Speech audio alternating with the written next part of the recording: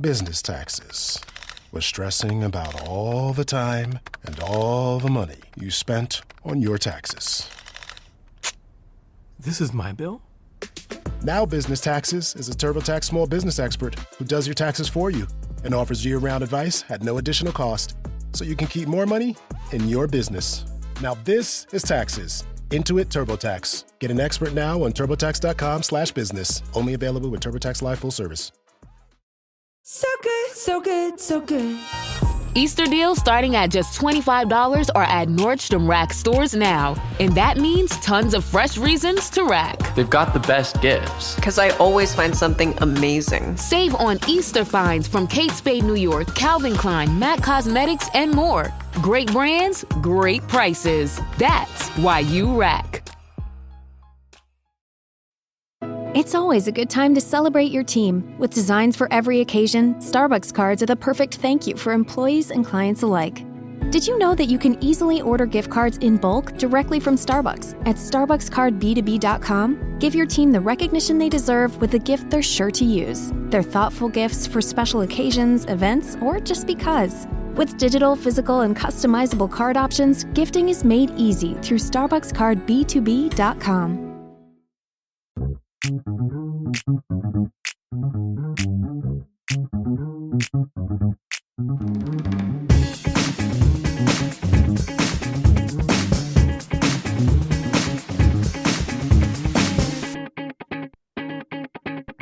Another episode of Keeping Current with Kansas City. This is Thad Bell. On the other side of the screen, Daniel Sperry. How are you, sir?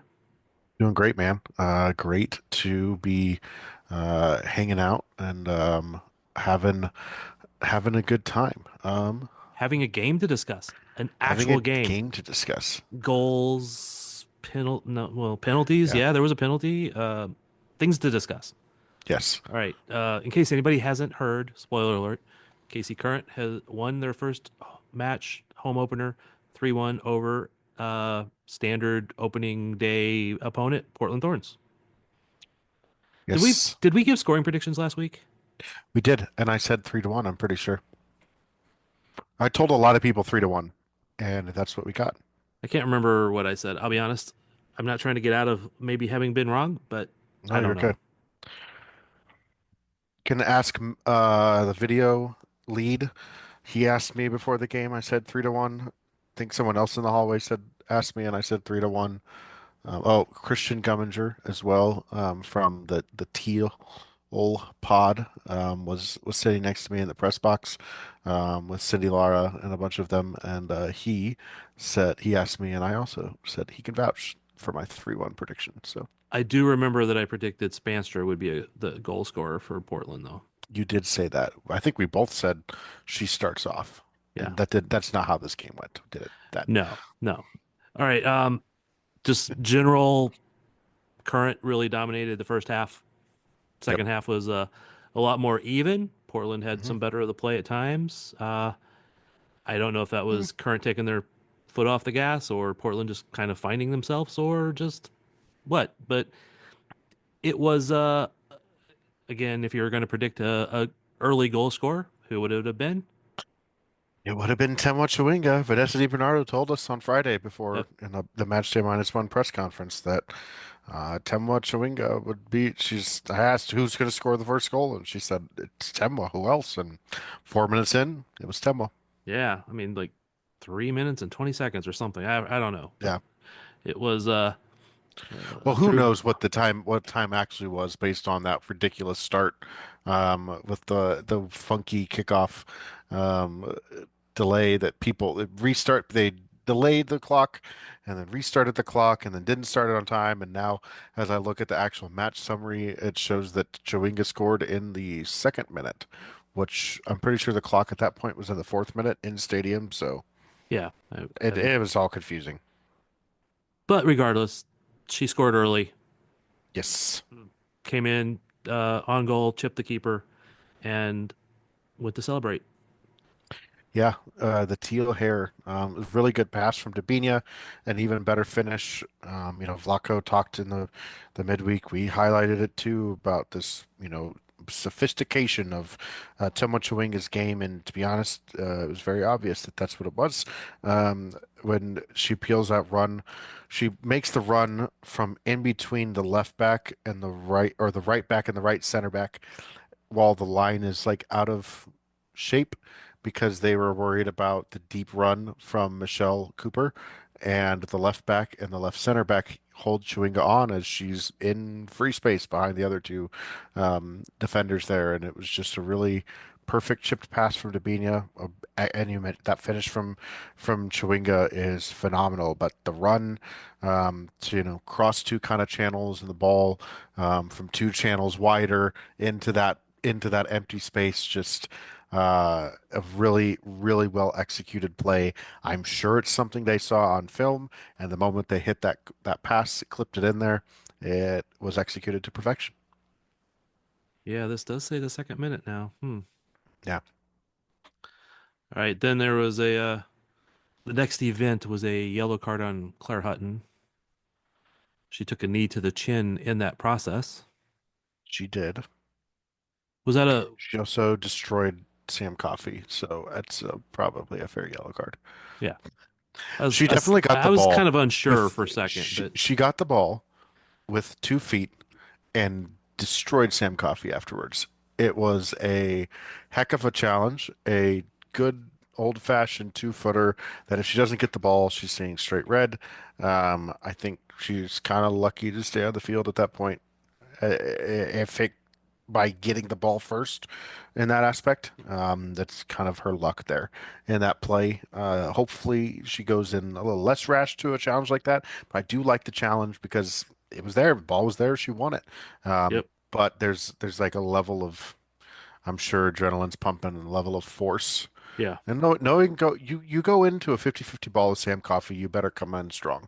And so that probably had that in her head from some time in camp together and really took it to her. Yeah, I do have a shot of like the knee going into her chin, but it's just a kind of an awkward angle for a photo. So yeah. Yeah. Reina Reyes got a yellow card. Gonna skip over that. The next big event is 23rd minute, according to this. Michelle Cooper, man, that was a banger. What a finish from Coop, huh? Yeah. That shot with the right foot, power, pace, whips it into the goalkeeper's probably leaning far post with a right-footed shooter coming in at that angle. You're probably thinking they're going to whip it to the far post and curl it in there, and instead she gets her hips and her foot around it, and there's your goalkeeper off balance. You're not able to launch, and she still launched really well at it and just wasn't able to save it. So really phenomenal shot from Coop. I incorrectly said in the press conference with her weak foot. That was not with her weak foot. It was with her right foot. For some reason, I was just misremembering how she ended up in that central channel to take a rip from like 25 yards out, but heck of a finish. Yeah, that if she has added that to her game, it is going to be really dangerous. She's going to, I don't want to say added it to her game, but just feeling good about doing that now. Well, I think it's always been a part of her game because we see Yeah. it in training a lot. Which is And why I that's the backed thing. off what how I Right. said it a little bit. No, and I think that's fair, but fans don't see that part, and they don't get to see that what we see in training. And she's had an excellent shot in training. There's a reason why she scored as many goals as she did in college. She Yep. won the Mac Herman. She's a phenomenal player and has a very good nose for goal, but she's been so focused on really nailing down the timing and the traits and the runs and the field, seeing the field as a winger, that now all of a sudden, if she can combine that goal scoring prowess with that, I mean, she's not getting too far ahead in some of the things that I wanted to talk about. Cooper is listed as having one goal creating action. In reality, she had, in my opinion, she has two goal creating actions. She's just not credited with the assist on the next goal. Yeah. But she is the one who makes the play happen. And the only reason that it's not credited that way is that there's a defensive intervention there. But like she would have been second on the team in goal creating actions. And that's just something that you hope to continue to see grow from Cooper. And she had a phenomenal game. And you saw it really start to come around towards the end of last year. I think seeing her get on the score sheet and in the playoffs or with the assist to Debinha, she also had a goal and an assist, I think, in that game in Chicago at the end of the regular season as well. So Coop's kind of getting that offensive, the stat sheet product of the Yeah. offensive game coming through. Yeah, I mean, we've seen her grow over the last 2 years, and we talked about, just we talked about in preseason how we see her just continuing to grow and becoming more of a scoring threat. And if she can be that scoring threat, that just opens up even more on this team. I mean, before Mhm. she was she's learned to be a really good winger, be physical, do all those things. Um, I'm just really happy for her. And also, Yeah. this is not game recap type of comment here, but I just feel like she's becoming kind of a leader on this team. She's very vocal. She's like outgoing. You know what I mean? This team, Yeah. not that they lack a outgoing people, um, No, but but I know I get what see you're what I mean? saying. Yeah, and I think too, like she has even since she was a rookie, she's always been really easy and fun to talk to and meet and like Yeah, you very quickly there are players that you tend to like on both sides, men and women, that you enjoy talking to. right. And Michelle has always been one of those. She's always very honest in her interviews and is very, forthcoming. She's very down with the fans. She's very much beloved by her teammates. You can just see that she's a well-liked player, and usually players like that earn it because of what they do and who they are. So, it's good. It's good to see that for a young player and kind of see them grow from this, highly touted blue chip rookie to a legitimate national team level professional Yeah, in the last 3 years. right. Didn't mean to totally sidetrack us, but I just had to throw that out there. No, it's fine. 36 minute, It's not me Debinha. sidetracking us this time, so Well, I only sidetracked us for like 20 seconds. uh, Um, we got to fill time somehow, man. no, we only have a limited amount of time. We can fill that time easily. You could fill that time by yourself. Maybe. Next up, 36 minute, according to this, Debinha. What'd you see there, man? I know you want to talk about her. I I saw Michelle Cooper create that play, but the timing too also comes from Debinha. Debinha's the one who plays the ball out to Cooper and gets in that spot, and then she times the run to perfection. And the late mop up, Cooper chooses to flash it across the face of goal, which probably was getting to DiBernardo if not for like a sliding intervention from or either DiBernardo or Chewing. I'm pretty sure it was DiBernardo.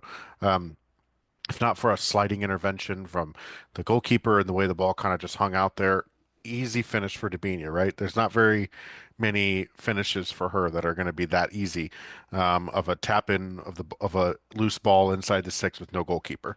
Um, I have seen a lot of forwards miss that though. I have seen a lot of forwards miss that, but she roofed it perfectly.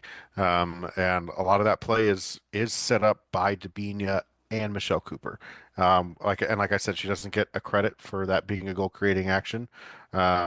She is the one who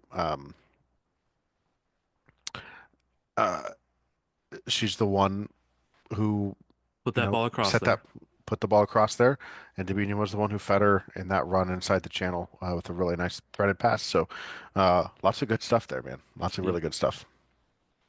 And just overall, man, good game from her. Yeah.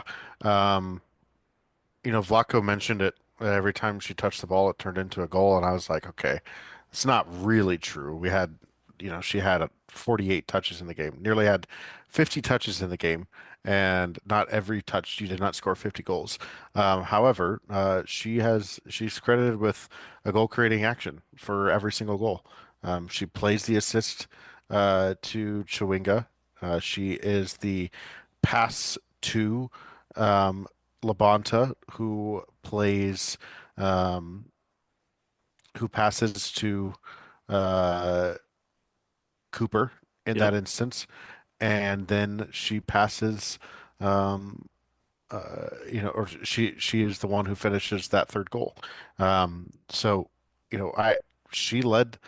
She has eight shot creating actions in 90 minutes on 48 touches. Actually less than 90 minutes, technically 84 minutes, and three goal creating actions all in the first half. Um, just I guess my question to you is, are we starting to see Debinha back? Like true Debinha's back.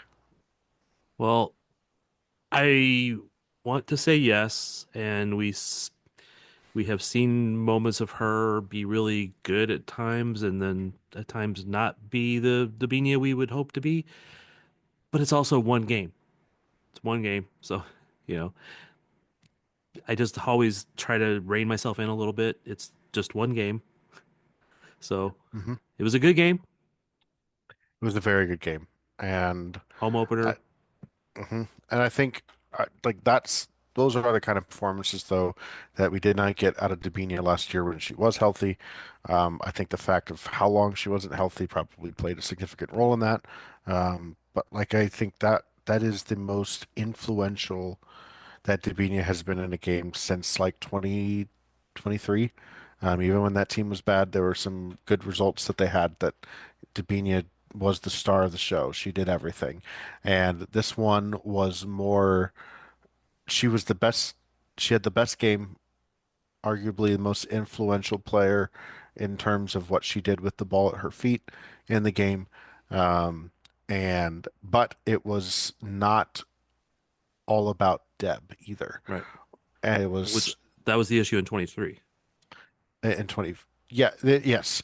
And maybe why at times in 24 she struggled because then it was about trying how do you play with everybody else that all can also they can get on the ball and do something. And I think Debinha's starting to find that the slot that you want to be Yeah. in terms of yes, I want to be pulling all the strings. However, I also need to trust players around me uh, to also do some of those things as well.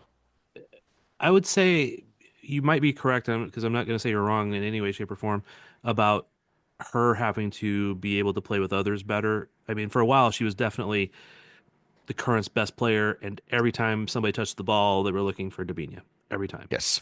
and that was, definitely hampered their ability to play well because you'd see a player on look across the field to find Dabinia when they had open space in front of them. Sometimes it was just Yeah. silly. But I would say with Brazil, she's not just the only player, so she has to know how to play with other players. You know what I mean? Right. So maybe it's just adapting it to the club, but I mean, it's not like she's always been a Well, selfish player. no, and I wouldn't say she was ever a selfish player in Well, the and aspect, but and I think it's more of like she she doesn't need to be as involved. she Like if you doesn't. look at like I'd be curious to go back and look at it, and I haven't done it yet. But like if you look at the touch totals in this game, Lowe has 51, which makes sense. Alana Cook has 61, which also makes sense for a center back. Center backs Yep.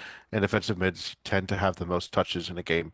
Wingers and strikers and forwards tend to have the least amount. It's really even across the board here. But in that midfield, it's Debinha's at 48, Michelle Cooper, Vanessa DiBernardo at 45 each, Sharples at 45, Chwinga at 44, and then after that, Claire Hutton with 41 and Eball in just a half of play at 44 touches. Definitely trying to build out that right side with Alana Cook and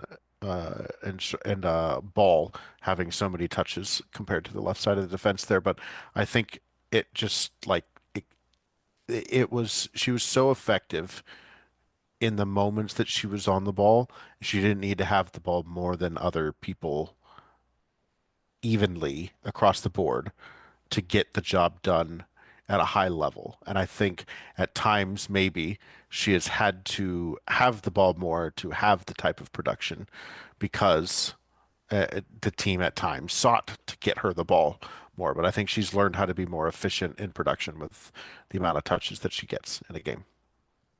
And in the long run, it will only benefit her having other weapons around because they can't target her for defending. They can't Yes. Yeah. 2 and 3 player defend her like some teams used to have to do.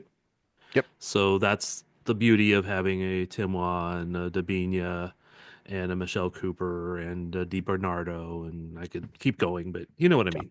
Yeah. 100%. All right. Anything else about Dabinia? Anything else about one of the players? I thought I'll say this. I thought it was interesting how high Vanessa DiBernardo played the whole game. She almost played as like a second striker, and it was very 4-2-4-ish at times, which I thought was interesting. I don't know that will always be the case. It seemed kind of opponent specific in how they chose to press a very inexperienced backline of the Thorns. So I thought it was an interesting tactic. I don't know that we'll see it as much because at some point in a midfield grouping of Dabinia, DiBernardo, Lowe, and Claire Hutton, Bia has to get on the field between those forwards somehow, and one of those players will have to not be on the field. So I'll be curious to see who that is for eventually when Bia gets healthy, because Bia, we've seen what Bia can do, and she absolutely has to get on the field when she's healthy. So I'll be very curious what that looks like.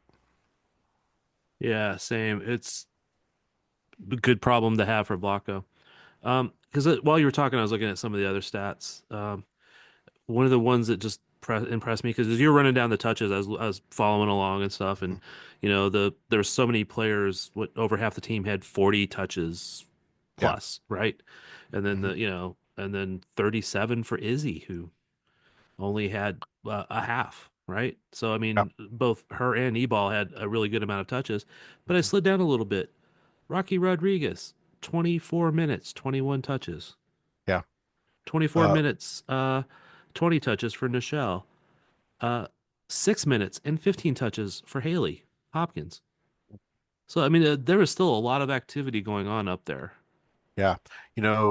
Rocky put in as many tackles in 24 minutes that Elizabeth Ball did in a full half. Yep. And put in more tackles than Ellie Wheeler did over the course of a 90-minute game. Now, I'm not poo-pooing Ellie there. No. She did not have a whole lot to do on the left side of the attack because Portland was trying, or as a left back, which would have been Portland's right flank, because Portland was trying to go down Kansas City's right flank most of the entire game. Only momentarily switched to the left side in the second half, which is after. I can say to my new Samsung Galaxy S25 Ultra, hey, find a keto-friendly restaurant nearby and text it to Beth and Steve. And it does without me lifting a finger, so I can get in more squats anywhere I can. 1, 2, 3. Will that be cash or credit? Credit. 4. Galaxy S25 Ultra, the AI companion that does the heavy lifting so you can do you. Get yours at Samsung.com. Compatible with select apps. Requires Google Gemini account. Results may vary based on input. Check responses for accuracy. Does it ever feel like you're a marketing professional just speaking into the void? Well, with LinkedIn ads, you can know you're reaching the right decision makers. You can even target buyers by job title, industry, company, seniority, skills. Wait, did I say job title yet? Get started today and see how you can avoid the void and reach the right buyers with LinkedIn ads. We'll even give you a $100 credit on your next campaign. Get started at linkedin.com/results. Terms and conditions apply. It's time for basketball, and Uber Eats is dropping deals on game day favorites to keep you locked in on the action. Like when you're craving a buzzer beater, but also buffalo wings. Or when an upset makes you want to ugly cry into a pizza.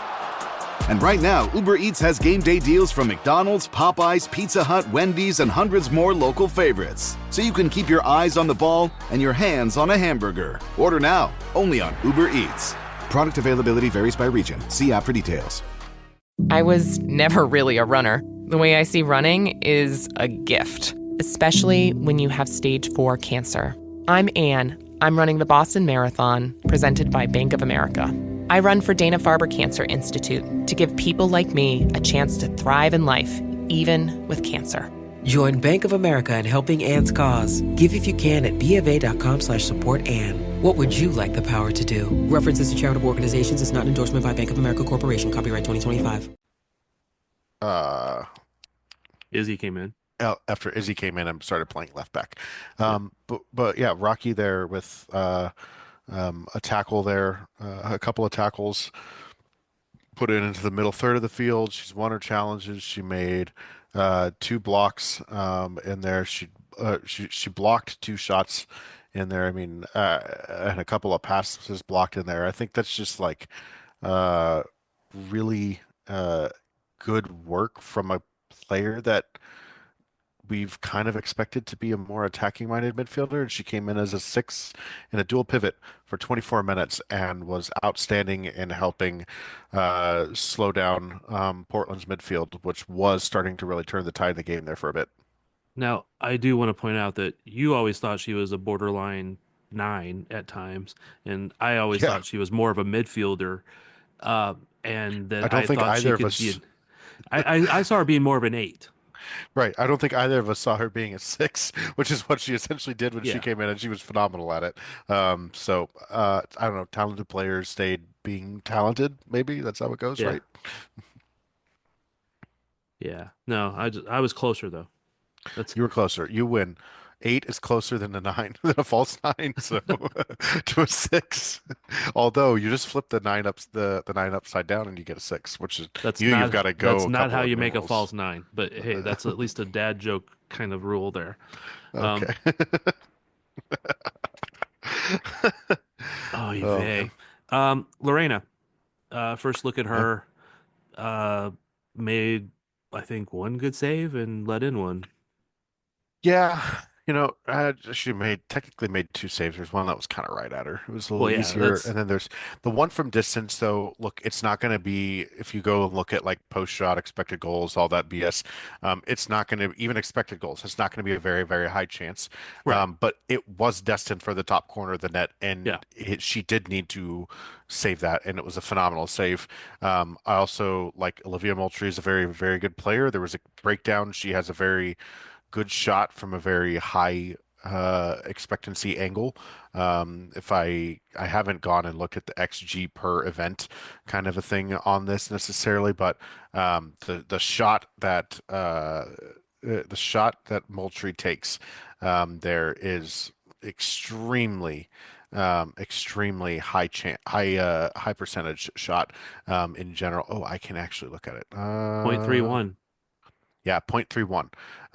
So that's a very high quality chance usually at that height. And so I look at that stuff and I'm like, man, like that's a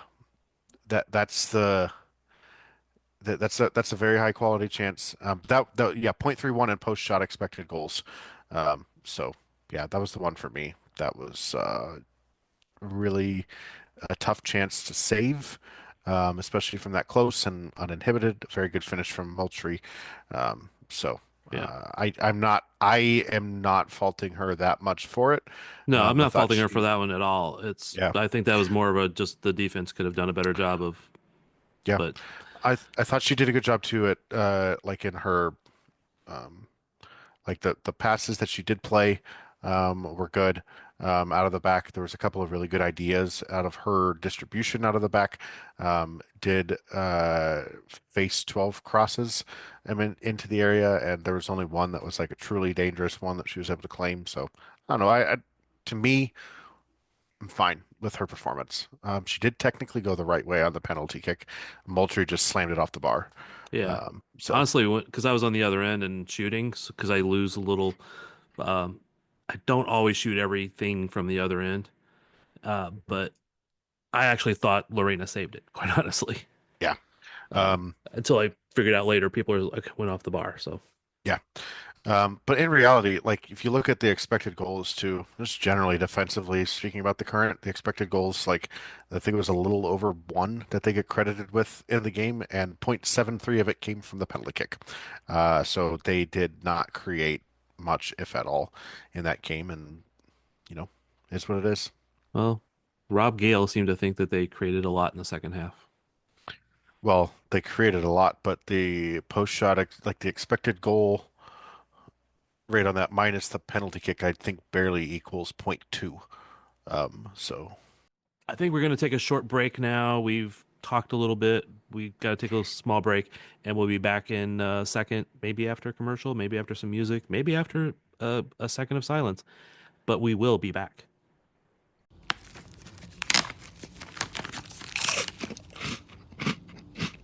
Uh-oh. The last cookie. You can get a new box of cookies in as fast as an hour with Walmart Express Delivery. Are you my guilty self-conscience? No, I'm the voice offering you promo code EXPRESS for free delivery on your first order. Hey, who ate my cookies? You mean, these cookies? Order now. Welcome to your Walmart. Promotion valid for first express delivery order. $50 minimum subject to availability. Restrictions apply.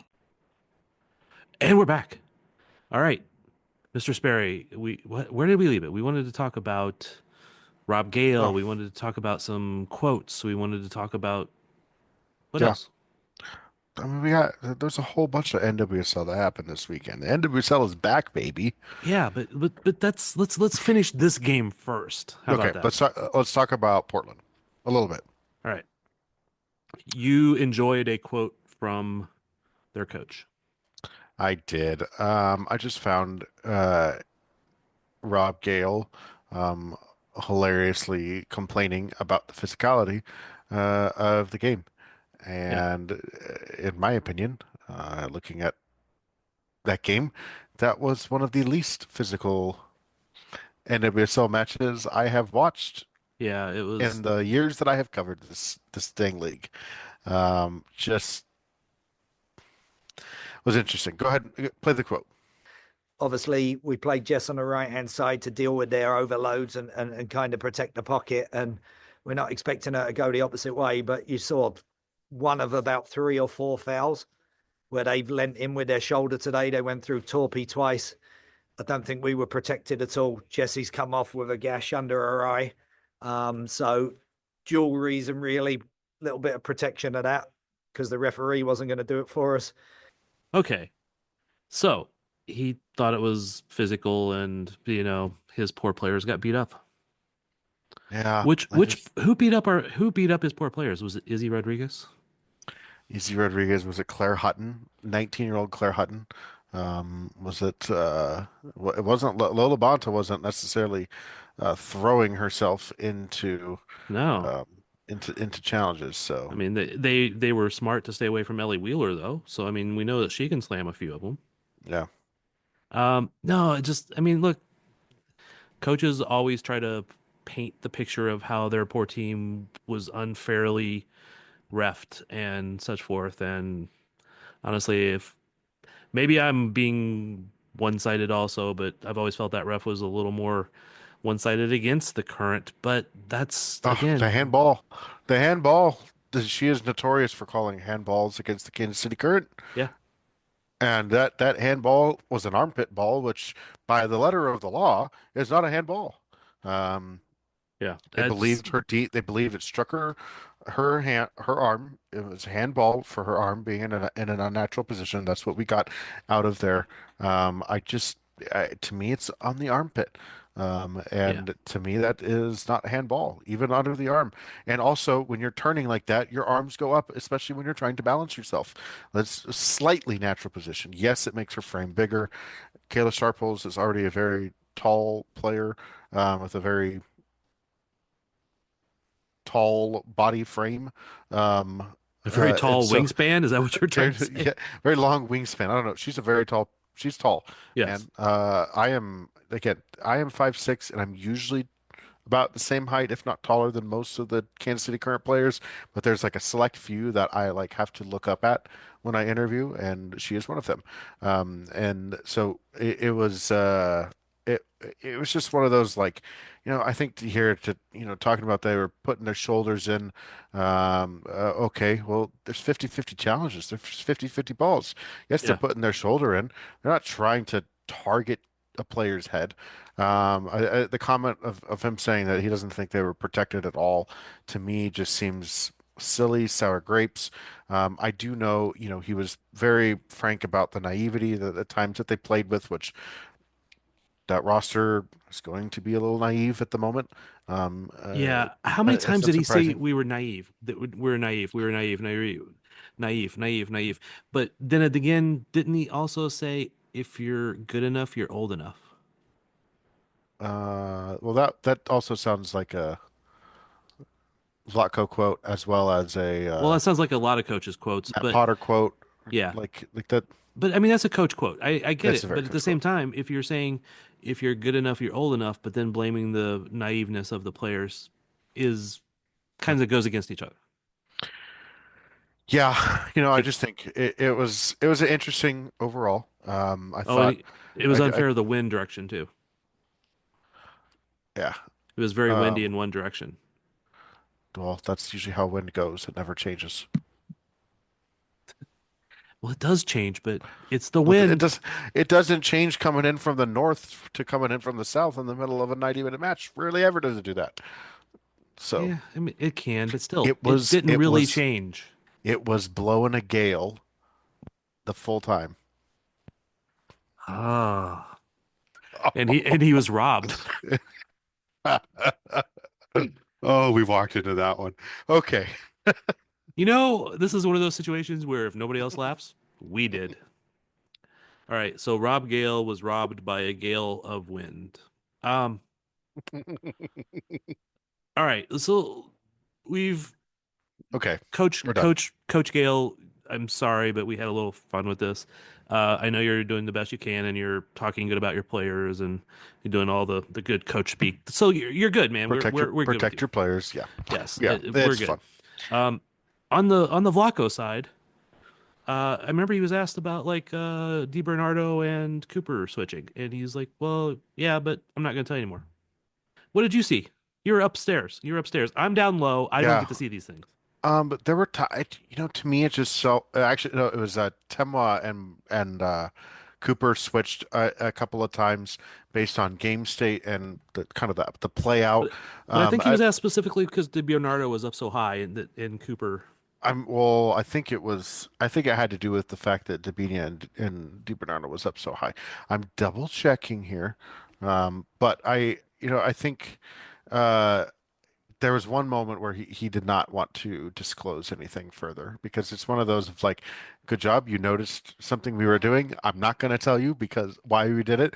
So then teams Right. don't either try and goad us into certain things or, you got to be at times as a coach, you have to be protective and you're not going to really divulge on the record, especially in a post-match press conference that's going to get distributed widely around the league. You're not going to give that answer. But yeah, I am double checking. Let's see if I can find it. Go ahead. But we talked about how last year Vlaco this year said last year they laid the foundation, and this year they're just laying layers upon layers upon the foundation. And I take it that was just one of the many layers. Yeah. I'm sorry. I'm trying to find this quote, but I have to sift through all of the W Swish questions in this press conference transcript at the moment. And where did those guys come from? Yeah, I've never heard of W Swish in my life, but anyways, here it is. Oh, it was he was asking about Coop playing a little bit more withdrawn on the wing instead of like high and tight, and DiBernardo playing higher in there, which in reality was just more the fact that DiBernardo was, which I think is a comment I made in there, that was much more 4-4-2-ish at times than it was 4-2-3-1 with the way that they were pressing. DiBernardo is a press warrior. Dabinia isn't known as much as a press warrior, and so I think that allowed them to press while also kind of keeping a very solid flat four in mid block formats. Because if you look at that, DiBernardo essentially played as a false nine. Debinha played underneath her for most of the match. If you actually go on to FOTMob, because they adjusted it based on average positioning, they have Vanessa DiBernardo playing as striker in the game and Debinha playing as the 10. So that which interested me a lot. But Yeah. in reality, DiBernardo and Debinha were playing next to each other a lot, and they were yanking those two center backs, two young, inexperienced center backs, out of position a lot because they were having to drop deep because they essentially were playing two false nines on them. And you kind of goad the fullbacks like Reina Reyes, who's going up against head-to-head Michelle Cooper a little bit. You goad her forward with making Coop not as high. If you want to pin her back, fine. But if you feel like you can attack space in behind with different runs that come in from the midfield, like a Debinha, like a maybe Coop later in an overlapping sequence, you can do that. And so there was a lot of really fun tactical stuff of trying to pull players in and out of position at times that was done. But yeah, it was a good observation from Chad that Cooper was playing a little bit more withdrawn on the right side of it and playing kind of more right mid versus right wing, or like in that sense, and that DiBernardo was much higher up the field. But it is very funny. I don't know. This is Vlatko's direct quote was, "I don't know how much I can disclose and how they are working with each other." Coop had a different role defensively, and Vanessa was a little bit higher up, as you mentioned. Yeah, and that was a good question from Chad Smith, also from the KC Soccer Journal. That want to, I just can't remember who asked it because by that time I'm usually thinking about 27 different things. Yep. And also, like we said, we're kind of laughing at all the odd questions that was coming in off of Zoom. W Swish. Don't There's know who some- you are. Thank you for caring about the NWSL, but there was I didn't know W Swish had 4 different reporters asking questions about the game. So, And yeah, because they're a basketball thing, right? yep. I think that's just a hint that the Current are going to buy a WNBA team. But anyway, when I No say the comment. Current, the Longs. No comment. One team for one daughter, one team for the other daughter. I did not say that. All right. Around the rest of the league, I know we wanted to at least touch on, Orlando blew the heck out of the Chicago not Red Stars, 6-0. The Chicago, not communist Red Stars. I'm still just going to call them Red Stars, man, but that's fine. Loved watching that Orlando team, man. They are good. They're just really flipping good. It's gonna be, I think I said this in my preseason article. I said this on the pod last week. Between the Current, Washington, and Orlando, I don't know if anyone else is in the mix yet. Because I think those 3 are just so heads and shoulders above everyone else in the league at the moment. Which 3? Washington, as some Washington. might say, Orlando, Okay. and the Kansas City Current. Those are my 3 that I think are just absolute shoo-ins for the Shield race, and I think the 4-team race may end up becoming a 3-horse race later. You don't think Gotham's going to keep up? I think they are. I'm interested to see what they do. They're a team that doesn't stay very healthy. They've lost a lot of depth that's helped them survive the health issues, and I don't know that they've replaced it very well. And there seemed to be some fracturing going on there. Last year, I don't know if they've completely rid themselves of it. But for a while, for about 6 months, they were able to kind of claim the best atmosphere and all this stuff in soccer, and that was very clearly not the case by the time the season ended. Yeah. And so I think I don't know. I'm just very interested to see what happens with them. I could see them jumping back into the top 4 if they stay healthy. But they've got a lot of players that they're going to rely on that don't stay healthy on that team, and that's the concern for me with them. And I think they've lost a significant losing Yasmin Ryan, who did a lot for them last year. Yes. Losing Delaney Sheehan and a few others they went to Houston. Man, there's some really quality depth that they lost to go start on other teams in the league. And welcome to free agency. If you're not going to pay them or start them when they're doing well, and you're going to continue to opt for um, in and out of form and in and out of health vets that have big names, then players are going to want to go elsewhere. And that's kind of what happened there. And I just think, like, looking at that squad, man, like I'm torn. They're almost like in between. Like, do they join the Courage as that like second shelf before the rest of the league? Does someone else from the bottom join the Courage into that second shelf, or do they keep themselves in the top four? And and they could even have the fourth spot, but in terms of point spread is what I'm talking about. No, yeah, I get it. Like top 3 teams, the next 2 or 3 teams, and then the next 2 or 3 teams, and maybe the rest of them. Yeah. So just something interesting. I didn't even really think about this till I pulled up the schedule to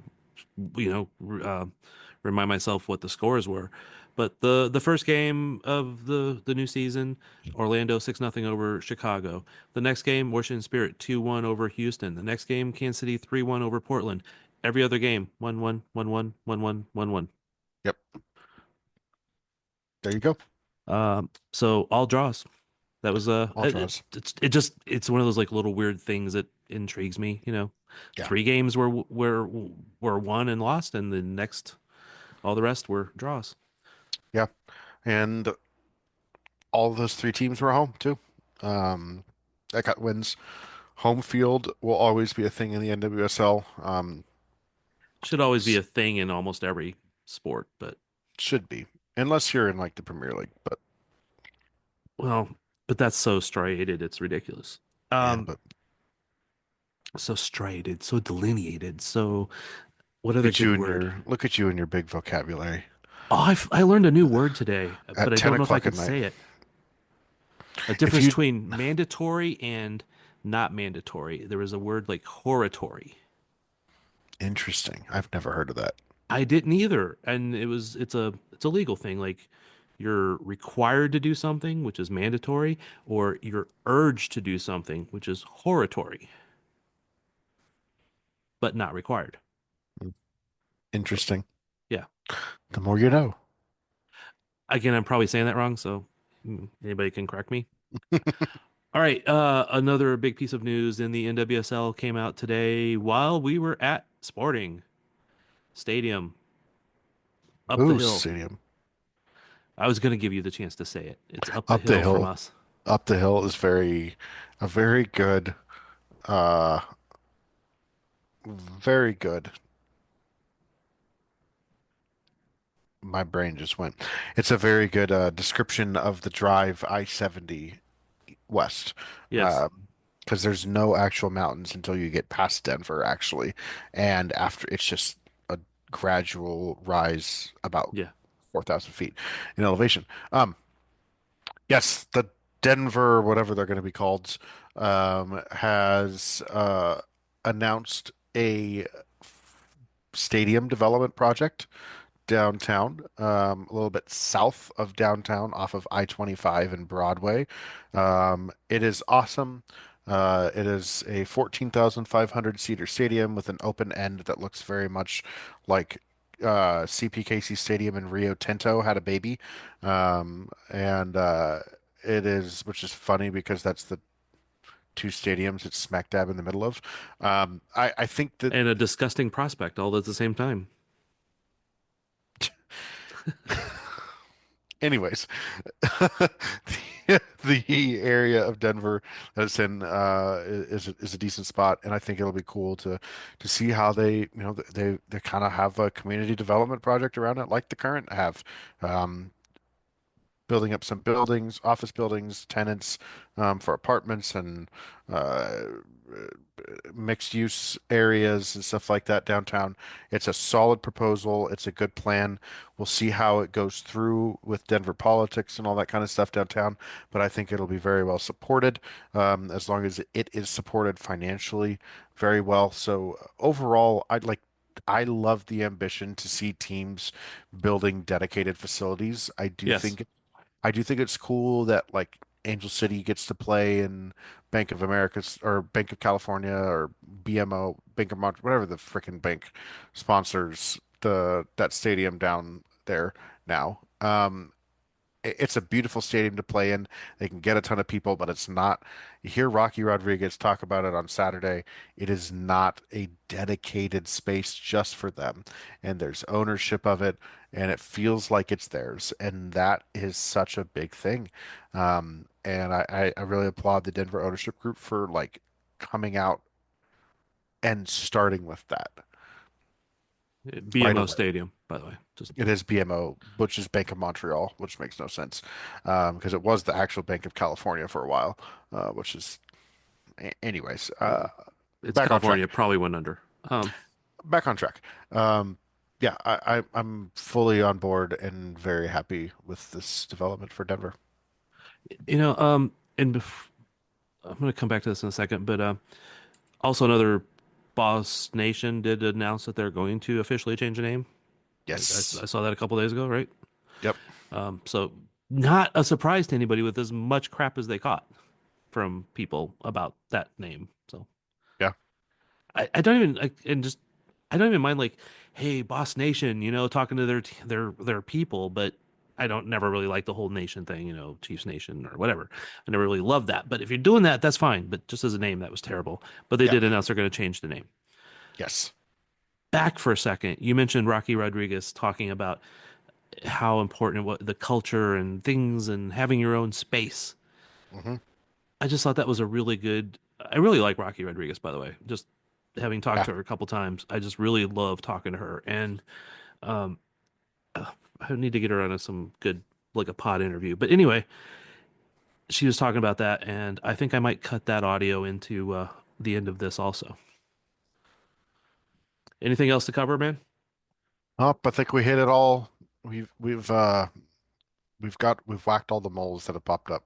So yeah, because we start with a plan, and that plan usually goes to hell within the first 3 minutes, much like Portland's plan. Wow. All right, I'm gonna play the soundbite from Rocky now, and we'll be back in a second. It's the best. It doesn't compare because this is the home for the KC Current only, and in that sense, there's a sense of ownership, and to me, I feel really honored that that this team and this city opened the arms into allowing me to be part of this and that's what I mean. It's just special in that way. It's different that it's ours, and that's how we feel as players. And it's also, the best way to show gratitude towards that is giving it our all. And we do want to bring that joy to the city, hopefully at the end of season. But for now, we take it one step at a time. And I was really, really nervous and excited it doesn't matter how many years I've played, I was still nervous, excited, and this team, I think, I have so much respect for this organization, and I only hope to contribute to it. Yeah. All right, cool. Let's wrap it up. Mr. Sperry, any last words? None. You can find me on Twitter and Blue Sky, whatever the frick it's called. Daniel Sperry will be on both of those spots. Twitter became X and Blue Sky became BS. Yeah. Well, same thing. All right. Wait, who does the Current play this weekend? The Current plays the Washington Spirit on the road. That's going to be a tough game. I know we didn't really get into talking much about that next one, but there's not a whole lot that needs to be said about that. That's going to be a very freaking good game, and it's going to be must watch. I might even encourage you to watch that over watching Sporting at this point, because it's going to be much more entertaining. But Trinity Rodman, Croy Bethune, Rose Kouassi, phenomenal player, all around. Lacey Santos, that Washington Spirit. I'm gonna have fun saying it like that because you say it like that. I do. My I come family, by it naturally, though. My family does it naturally too, as well. Like my Kansas family, so I will just say Washington. But the Washington Spirit are a really freaking good team. It's a very tough week 2 matchup to have if you're the Current, and also for Washington. It's on the road. It'll be a tough matchup, but it should be a lot of fun to watch. Prediction? I say 1-1. 2-2. Okay. Why not? If the Current come out of there with a win, be feeling very good about this team. Yeah. It's going to be a tough spot. It's possible. So. It's possible, but it's a really tough ask. And if they do it, man, watch out. We need Timwa to score on them so she can start checking off every team in the league again. Not have to wait till they come pick her. You never know, right? You never know. Never know. All right, man. Hey, Mr. Sperry, I appreciate talking soccer with you as usual. I would say as always, but that would be kind of a lie. But as usual, you don't always talk soccer, but yes. Well, I don't always enjoy it. No, I do actually. Wow. I'm kidding. I'm just kidding. Give me shit, man. Why is that there? Huh. Anyway, I appreciate the time, and we will talk later. See you tomorrow. No, next day. Thursday. We'll probably see me tomorrow at this rate too. But oh yeah, wait. Open Cup. Yeah. Nothing to do with the Current, but Open Cup. We will see each other every day this week except for Friday. Actually, we might see each other on Friday. Yeah, let's see. Patrick's not listening to that, so he's not going to be too mad. Anyways. Because we've drug on the end of this show. If you're still listening at this rate, God bless you. This is a weird week, man, because my daughter's play opens on Wednesday, and I'm going to the Open Cup game. So I'm going on Thursday, though. Good dad. She forgave me for not going on Wednesday. She's enough of a soccer girl. She understands. We appreciate you listening, whether you got to this point or not. We appreciate you listening up until whenever you gave up. Listen, like, review, rate, whatever I'm supposed to say. I'm not good at that stuff.